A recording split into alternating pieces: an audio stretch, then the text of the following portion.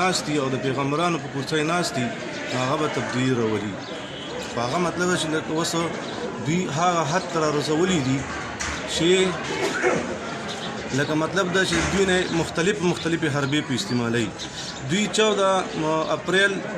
2020 کې یو کمیټي جوړه کړه چې یاره دا به مطلب چې د تنخواګانو پې اینډ پنشن دغه به کوي خو د هغې راپورټ د اوسه پورې مطلب را نه لري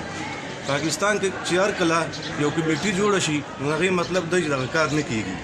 نو دین دا کار نه کوي اوس موږ د علامتي هړتال دی او په 6 اکتوبر 2020 په موږ اسلام آباد ته ځو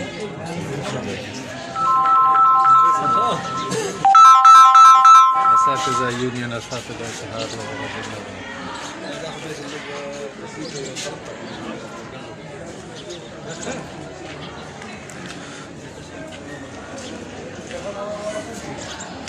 قدرمنو کتونکو تاسو کته شي نن د